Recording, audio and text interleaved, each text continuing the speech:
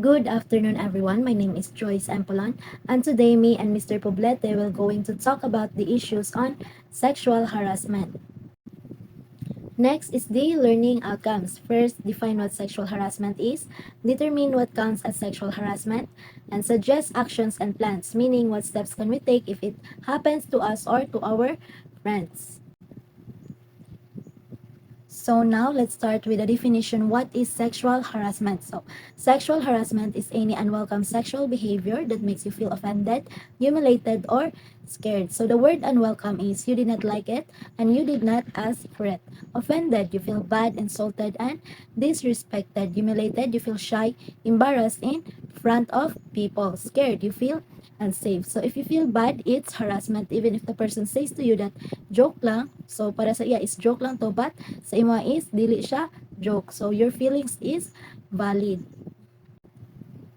So sexual harassment has three types: written, verbal, and physical. First is sa written. So written, this means words, chat, text, comment, post. So if you can read it or see it online. So for example, imagine you post a selfie on Facebook, then someone comments like na siya dirty comments dito. So you feel uncomfortable because you didn't ask for that comment. So that was the written sexual harassment. It can be on Messenger, IG, DM, TikTok, comment, GC, or even a letter. So next is a verbal. So this means speaking using your mouth. You can hear it. So for example, you're walking in the hallway, then a senior whistles at you. Like everyone turns to look and you feel shy and embarrassed. That was the verbal sexual harassment. It can be jokes, teasing, catcalling, or comment about your body.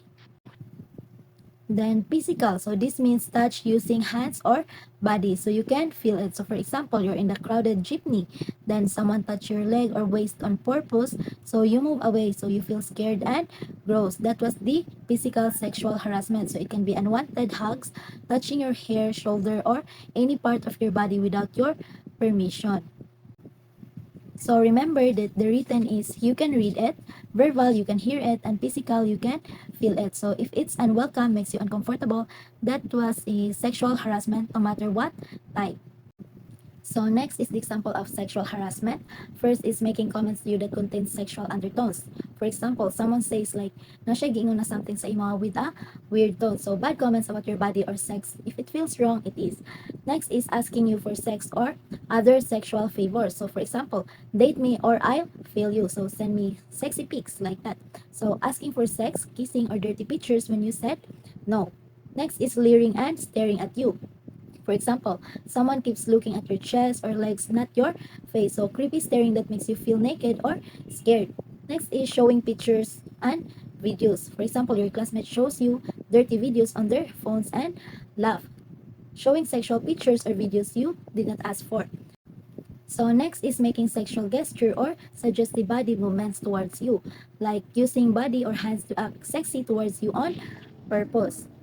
Number 6 is cracking sexual jokes and comments like dirty jokes about your sex or bodies. 7 is questioning you about your sex life. So for example, have you ever kissed a boy already? Like, what did you do? Asking private questions about sex that makes you uncomfortable. Next is insulting with sexual comments like using sex or body to make fun of you and hurt you. Next is commenting a criminal offense against you. For example, obscene calls, showing private parts, and sexual assault. So this is the serious crime. So this is not a joke. So the harassment can be words, jokes, looks, or actions. So now let's talk about how does it hurts to the victim. So harassment is not a joke, it really hurts people. So first is the victim feels stressed, anxious, and depressed. So the victim feels super stressed, worried, and sad all the time. So for example, imagine every day you're scared to go to school because someone keeps teasing you. So you can't relax and that can cause stress and anxiety.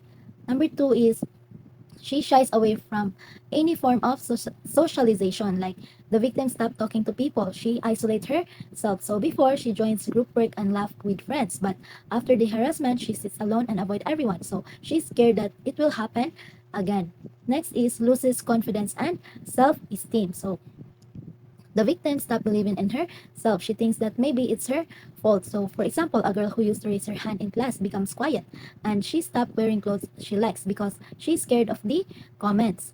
next is physical symptoms of stress like headache, backache, sleep, and problems. So stress doesn't just hurt feelings, it hurts the body too. So for example, because she can sleep at night, she gets headaches in class, or her back hurts because she always tense and scared.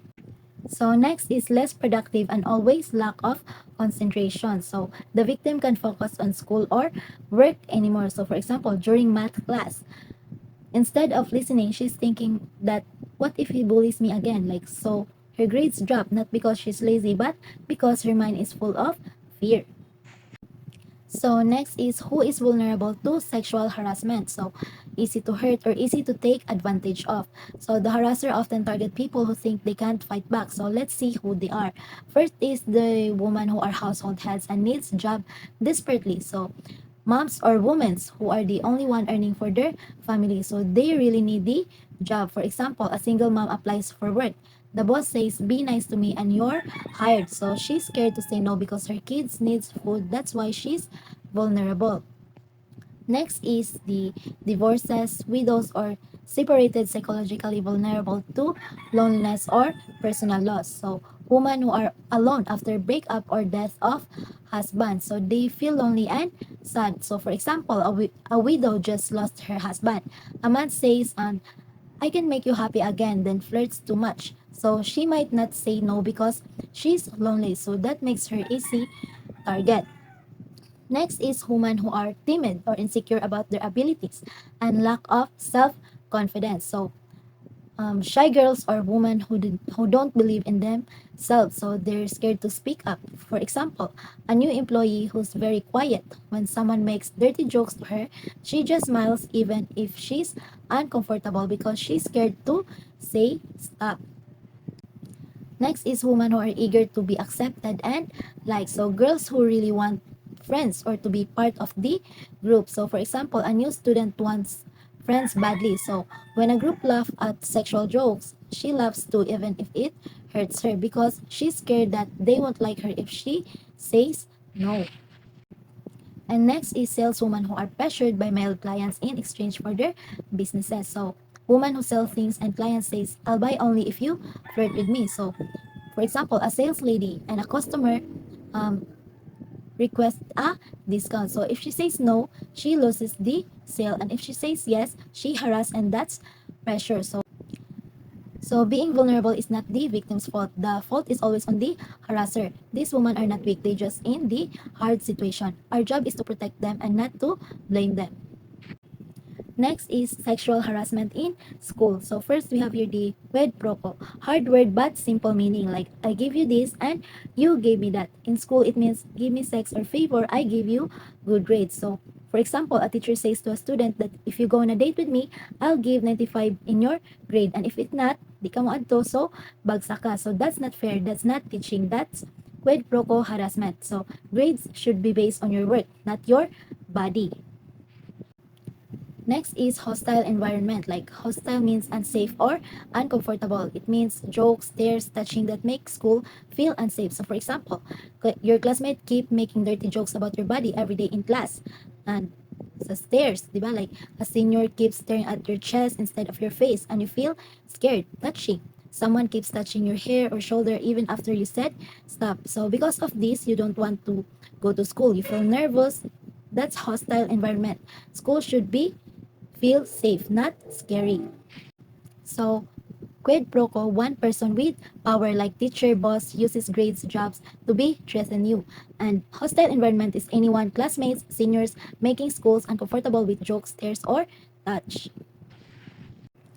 So next are the survey results of sexual harassment in school. So this is the real data from AAUW study of 79 public schools. So first is 83% of girls and 60% of boys experience harassment. So 8 out of 10 girls and 6 out of 10 boys. So this happens to both girls and boys, not just girls. So boys, your feelings matter too. Next is 76% cases, sexual comments, jokes, gesture, or looks. So most harassment is not just touching, it's words, jokes, and gestures. So next is 66% happen in hallways and 70% done by another student. So it usually happens sa hallway, CR, and the harasser is usually a classmate, not a teacher. Same age, like, so class, we need to protect each other. So numbers don't lie. Harassment in school is real and common, but because it's common doesn't mean it's okay. So next is PH study, Violence Against Children 2015. First is 3 out of 5 kids physically abused, mentally hurt, and bullied. Next is 1 out of 5 kids, 21.5% experience sexual violence, unwanted touch, bad comments, or worse. It's a big problem in the Philippines. Next is where it can happen most. So, sa dating, 14%, home, 13%. So, most danger is not from stranger. It's from the people we know. Sa dating, boyfriend, girlfriend, home, family members. And only 11.9% told someone. Most told friends. Less than 1% told police and teachers. So what do these numbers tell us? So there are three things. First is it happens even in school and even at home. Second, we don't talk. Most victims stay silent and tell only friends. And third is we must change. So if we see it, hear it, or feel it, speak up and tell to the teachers or parents. So next is what to do if the harassment happen at the workplace. So first is say no. So tell the person that their behavior is unwanted, like speak up or tell them to stop, that I'm not comfortable or don't touch me. So for example, your boss makes dirty jokes. So say, sir, please stop, that's not okay. Second, be informed. So learn company rules on sexual harassment, like know your company rules about harassment. So read your HR handbook so you know your right and where to report.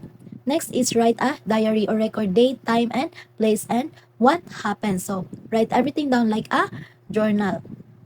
Next is save proof, like keep text, chats, emails, and notes or photos. Like don't delete evidence. So save everything. Like for example, if someone sends bad message, so take a screenshot. So that's your proof. Next is get help or ask for the info and advice from trusted people. So don't face it alone. So ask people you trust. So go to HR, your sister or best friend, or ask what should I do. Next is tell someone or talk to HR or friend or trusted person. So report it or tell someone in authority. So for example, go to HR and says, "Ma'am, sir, I need to report the harassment." So don't be shy. So next is at the school. So get legal advice. So ask for help from lawyer or counselor, like as an expert for advice. So for example, go to your guidance counselor and say, "Ma'am, I need advice and something happened to me." And second, check school rules, like read school policies on harassment, like know your school rules. For example, ask your teacher, "Ma'am, what's our school policy on harassment?" So you know the next steps. So next is write everything down, like date, time, what happened, who did it. So simple, write it all the details. So next is report it or tell schools official, teachers, or guidance counselor, like tell someone in authority. So for example, go to your principal or guidance counselor and say, "Ma'am, I want to report harassment." And next is report first. So don't tell the offender before reporting. So don't talk to the harasser first. So report first. For example, don't tell that I'll report you. So go straight to your teacher and safety first. So next is follow up. So check if the school acts and investigate. So after reporting, check if the school is doing something. For example, after 3 days, ask, "Ma'am, is there any update on my case?" So it's your right. And next is go to the police. So if the school does nothing, make police report. So if school does nothing, go to the police. Example, after 1 week with no action, ask your parents to go to the woman's this at the police station. So once again, good day and good evening everyone. So now let's proceed to readings, which is the reading 1, Sexual Harassment in the Workplace, a Global Challenge. So sexual harassment remains a global workplace issue despite laws protecting employees. So it is a problem in many countries even with existing laws. So over 122 countries prohibit sexual harassment in the workplace and 116 extend this protection to both women and men. So businesses have acted to strengthen policies, introduce training, and reinforce cultures, dignity, and respect. Yet, surveys around the world consistently suggest that sexual harassments remain underreported in the workplace. So, it can damage workers' mental health, productivity, career growth, and workplace relationship. So, it causes high level of stress, anxiety, and emotional distress.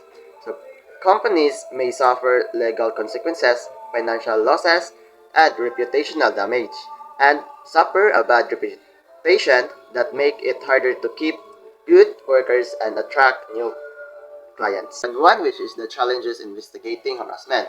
So first, the different countries have different laws and procedure for handling complaints. So every country has its own laws, rules, and procedure for handling harassment report. So what works in one place may not be allowed or accepted in another. So investigation must consider legal requirements, culture differences, and privacy regulations. So many factors to consider when looking into complaints investigators.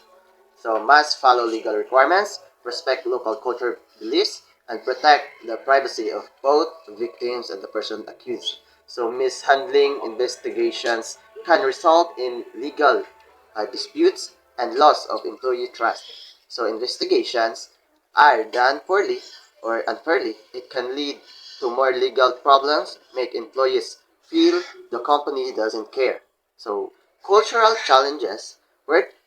Workplace culture may discourage victims from reporting incidents, so which is the fear of speaking out. In some work environments, the culture make people feel ashamed or afraid to report incidents. So victims may worry they will be ignored, blamed, or even lost their job. Cultural challenges. Workplace culture may discourage victims from reporting incidents. So fear of speaking out. So in some work environment, the culture make people feel ashamed or afraid to report incidents. So a victim may worry if they will be ignored, blamed, or even lost their job. So um, power imbalance between employees and manager can make reporting difficult. So example, it may becomes very difficult to complain when the person doing the harassment is the supervisor, manager, or someone with higher authority. So victim may feel powerless to speak up. On local attitudes and resistance may affect how complaints are handled. So some traditional mindsets or workplace norms do not take harassment seriously. This resistance can slow down or stop complaints from being handled poorly. Prevention and monitoring. So organizations should provide training, clear policies, and system. So companies must have policies, teach staff through training, and set up easy ways to report. The second one is employers should regularly assess workplace conditions. So use surveys as feedback to know if the problem exists. So and creating a culture of dignity, respect, and accountability helps prevent harassment. Build good culture, promote respect and responsibility to harassment in is not accepted. So recent legal development, so the hashtag #MeToo movement encouraged stronger laws and workplace um, reform worldwide. So the #MeToo movement pushed countries to make stronger rules. So and the new laws focus on mandatory training, employees' responsibility, complaints reporting, and workers' protection. So laws now demands training, employers' action, and proper reporting. So many countries are increasing transparency and requiring employers to take uh, preventive action. So rules are clearer and employers are held responsible for safety. Let's move on to the reading two, which is the sexual harassment has no place during the CQ. So sexual harassment continued during the COVID-19 enhanced community quarantine or the CQ. So even the community quarantine um, or even when people were staying home under the ECQ, sexual harassment did not disappear. So it continued to happen in different forms. So increasing online activity led to more cases of online harassment and inappropriate behavior. So because people spent more time using the internet and social media, so there was a big increase in online harassment. This includes unwanted messages, offensive comments, and sharing inappropriate content. And women remain vulnerable to harassment despite movement restriction. So even with limited movement, women and other vulnerable groups remain exposed to harassment, whether at home, in their neighborhood, or while interacting with others online. So now, let's proceed to Safe Space Act. So the Safe Spaces Act, or the RA 11313, protects the people from gender-based sexual harassment. So purpose of the law, this Philippine laws was created to protect everyone to gender-based sexual harassment. So it ensured that no one is mistreated or harassed because of their gender identity. So the law covers public spaces, workplace, school, training institution, and online platforms. So the laws protects people in all areas of life. It all covers almost every space where people interact. So violators can face legal penalties from harassment, threats, and discriminatory acts. So everyone found guilty can face serious penalties, including paying fines or serving time in prison, depending on how serious the act is. So lastly, the importance of human rights and respect. So sexual harassment violates human rights and personal dignity. So sexual harassment is not just bad behavior. So it is a violation of a person, human rights and personal dignity. So it takes away their feelings of their safety and self-worth. And everyone should be treated with respect regardless of gender or situation. So everyone um, deserves respect no matter who they are or where they are. So communities must work together to prevent harassment and support victims. So stopping harassment is everyone's duty. Working together to create a safe space and prevent abuse and give full support to those who have been harmed. So that's all.